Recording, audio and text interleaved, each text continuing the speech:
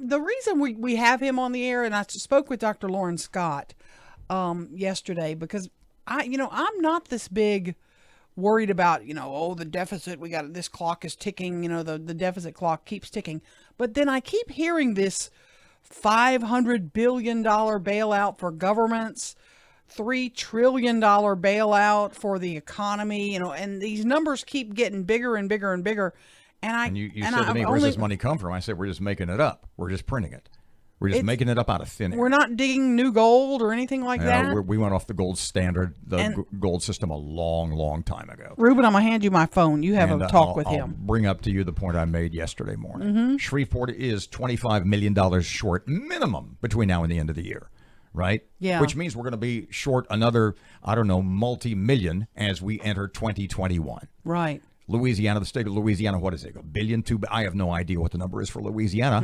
If Shreveport is short because of a shortage of tax dollars, the state of Louisiana and every state across the country is going to be basically the same. Right. So you've got to assume it's not this great leap of logic to assume that the federal government is in the same predicament. The point is the federal government has something that the states and the municipalities don't have. They've got a printing press. They can make up money. But wait, is there not a consequence for that? And that's what I want to hear Dr. Richardson explain, because he's what's called a macroeconomist. What did I say yesterday? The answer to all this was, and to a degree, I'm being 100% serious. And the answer is, shh, don't tell anybody. It's not real. Just let them keep doing it? And I'll go back to my analogy about the rock. And I used this yesterday, okay? You need some groceries. I'm the grocer. You hand me a rock. And under normal circumstances, that rock is worthless, right? I just picked the rock up off the driveway. Yeah. Here's a rock. And I go, it's a nice rock. Here's the groceries.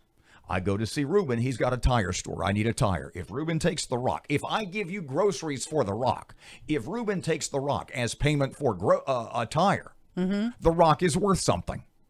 Yes. Nobody's going to say, that's just a rock. Nobody's going to say, the emperor has no clothes. The point being, we owe so much money that the people to whom we owe all this money, they would be foolish to question its value because it would destroy their economy also. So the Chinese are never going to call in the chips. Only if y'all owe us $3 trillion. Only if infecting us with viruses didn't work. But it's got to cause inflation. It's got to cause some problems to the economy in the long run. Not yet. Doesn't seem to. And that's the miracle of the American economy. The Trump economy, if you will, and I have no problem saying that, and I say that proudly.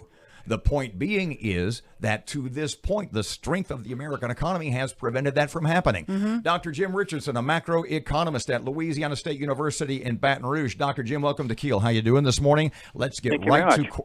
Thank you for joining us. Let's get right to, and this is from Erin. She's sitting right here. I think she told you you're going to have to dumb this down for us common people, but go ahead. He's listening with all ears. We keep sending out all this money. We don't have the money. What's the long-term impact of this? When does it hit us, and how? Well, that's a very good question, because obviously the government, the federal government, not state or local governments, but the federal government certainly has a capacity that we do not have as individuals, or we do not have as local governments or as state governments.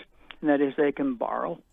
And typically what they're doing, they're borrowing within from other people within the country, and then they have the debt. And sometimes it's not really the federal government's doing the borrowing. Sometimes the Federal Reserve System, and they, of course, can create dollars. That's one of their functions in life. So the federal government has a lot more flexibility. Now, the question that everyone's concerned about, the one that Gail's asking about, is, well, okay, I understand that for a little bit, but can it be forever? At what point? At what point is too much too much? And I think that's a question that right now, the government can borrow. People are lending to it. So it's working. The question is there a time that we have to pay all this back? Well, the fact is, over my lifetime, we've never paid much back, and that's a long time. Mm-hmm. Now, at some point, though, it will be a case where we have to, and I think that's an element. If we lend to a lot of foreign countries, which we have done as well, not to a lot, but some, they obviously have a debt that they hold. But as long as we're the strongest economy in the world, they're not going to try to retrieve that too fast. They're happy to hold it. It's a safe investment for them. But I do think it is an issue that as we develop programs for the pandemic or for other emergencies, we have to be considered that there are even limits to the federal government in terms of what they can do and how much they can spend. Now, to be honest, as they discussed the programs in this spring about dealing with the pandemic, Mm-hmm.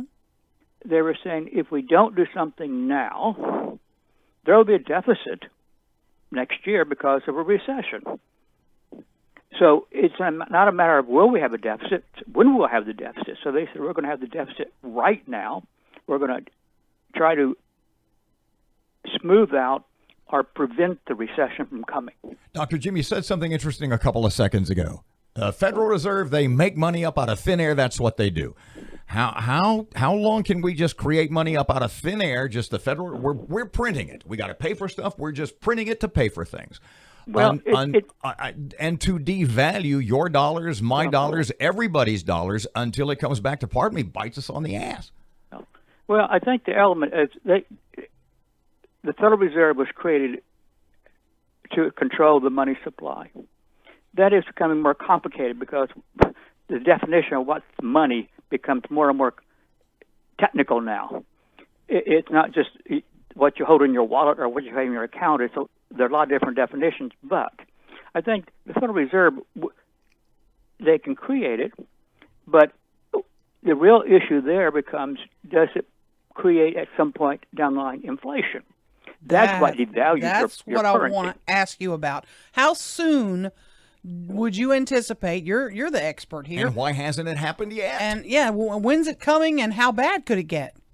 Well, I think the element is, if you look historically at what's been going on, we have been, the Fed during the downturn in 2008 did a very good job of what they really said quantitative easing.